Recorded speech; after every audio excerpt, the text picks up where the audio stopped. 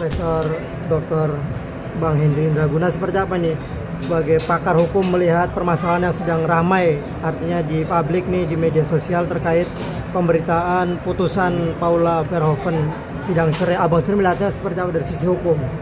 Baik, jadi perkara yang dihadapi saudari Paula dan Baim ya, sebetulnya itu perkara yang sebetulnya menurut hemat saya biasa saja.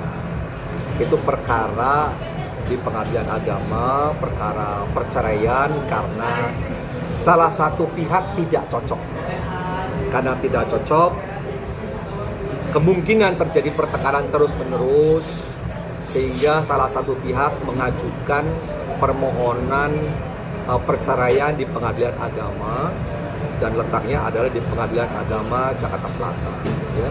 Itu perkara perceraian itu biasa saja. Bahkan di Indonesia ini perkara perceraian itu menurut data yang paling banyak perkara yang diadili di pengadilan. Ya, perkara perceraian. Nah, perkara perceraian yang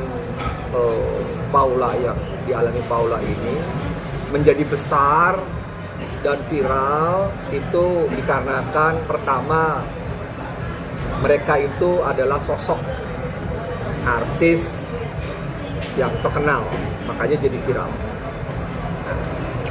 Yang kedua, apabila viralnya itu masih sah-sah normal-normal saja, itu nggak ada masalah.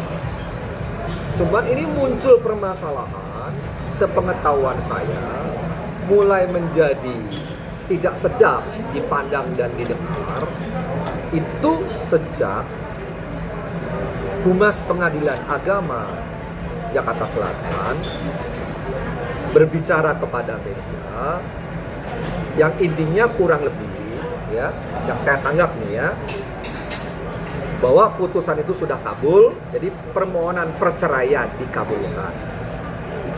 Nah, yang kedua, kemungkinan ini ditanya oleh media, apa alasan di perceraian itu? Nah, kemungkinan yang saya lihat, saya dengar dari media ya sekali lagi, itu oknum tersebut, oknum humas ini, menurut hemat saya berbicara kurang etis. Di mana kurang etis? Seharusnya putusan perceraian tersebut, pertimbangan hakim dalam memutuskan, itu seharusnya tidak boleh dibacakan, tidak boleh diberitakan secara luas. Cukup putus, kabul. Permohonan perceraiannya kabul, dikabulkan. Sampai di situ saja. Tidak boleh berbicara pertimbangan hakim memutus kabul tersebut. Itu nggak boleh. Kenapa? Karena isi dari pertimbangan hakim memutus kabul tersebut itu sudah pasti aib dari para pihak ini, baik pemohon dan termohon. Itu nggak boleh dibicarakan. Apalagi dikatakan bahwa dari pihak Paula itu istri durhaka terbukti berselingkuh. Itu tidak elok. Tidak elok. Karena sidang perceraian itu adalah tertutup. Kenapa tertutup? Karena aib dalam keluarga. Jadi tidak boleh dibicarakan pertimbangan hakim dalam memutus kabul ini. Apalagi mengatakan secara gamblang terbuka kepada media yang nantinya bisa dibaca kepada para pembaca, dikatakan istrinya itu adalah durhaka. Saya ini bingung kata durhaka ini. Apakah ada dalam bahasa hukum durhaka ini ya? Dan kalaupun itu dikata dalam pertimbangan hakim memutus, tetap saja tidak boleh dibicarakan kepada publis. Ya, jadi ini saya lihat sudah ada diduga pelanggaran kode etik. Ya, tidak boleh dibuka pertimbangan putusan dari hakim pemutus. Inilah muncul akhirnya permasalahan ya yang menyudutkan salah satu pihak. Siapa yang dirugikan adalah istri. Nah, dikatakan durhaka, ya. Nah, akhirnya apa? Tersebarlah kemana-mana. Padahal kan ini kan putusan pengadilan agama tingkat 1. Masih ada upaya lanjut banding, masih ada kasasi, masih ada PK. Kan ini belum putus, belum inkrah. Seharusnya tidak boleh dong. Ini seharusnya ya para pihak ini sama-sama mempunyai kewajiban masih menjaga. Kenapa belum inkrah ini? Putusannya belum inkrah. Jadi selama dari pihaknya Paula menyatakan banding, maka putusan ini tidak bisa dilaksanakan, tidak bisa dieksekusi. Karena tidak bisa dilaksanakan, tidak bisa dieksekusi, maka hubungan antara penggugat dan tergugat tetap masih suami istri yang sah. Masih suami istri yang sah. Sampai ada nanti putusan berkekuatan hukum tetap atau inkrah.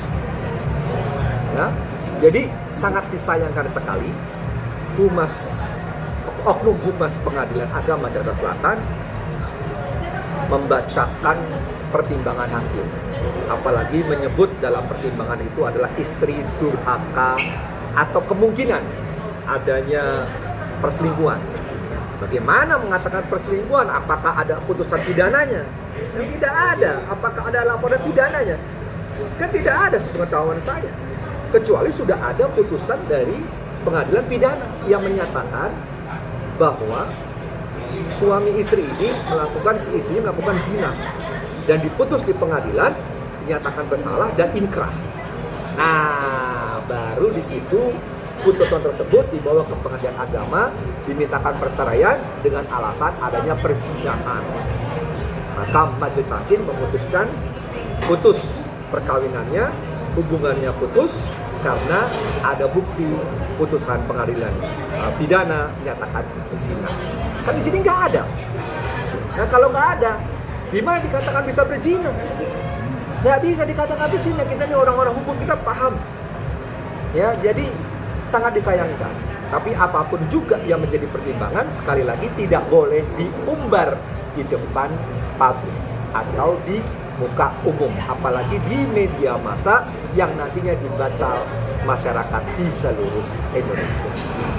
Nah, langkahnya pasti karena sudah diumbar, ada seseorang yang menjadi korban, namanya akan rusak, karena dia akan divonis terus-menerus sebagai istri yang durhaka, ya kan? Nah, pasti ada korban. Korban ini saya tidak terima. Karena tidak terima, apa langkah hukumnya? Nah, langkah hukumnya adalah lapor pengaduan ke Awas di Mahkamah Agung agar segera diperiksa, selanjutnya ditindak tegas. Ya, dan Mahkamah Agung harus memberikan klarifikasi. Kenapa? Karena kalau tidak diberikan klarifikasi, kasihan ini loh, Paula ini. Dia akan dihujat seluruh Indonesia. Dia akan dihujat sebagai istri durhaka. Kasihan loh. Ini putusan dari pengadilan dengan putusan netizen. Lebih kejam putusan netizen, saya kasih. Ini harkat martabat hidupnya Paula akan hancur gara-gara hujatan ini. Di mana dia pergi akan dikatakan ini istri durhaka, ini orang durhaka, istri durhaka, ini zina. Nggak boleh. Tidak ada putusan pengadilan. Ya, itu saran saya, segera buat laporan ya ke Bawas agar ditindak tegas, sehingga nanti dari Mahkamah Agung ya akan memberikan klarifikasi untuk membersihkan nama baik Paula.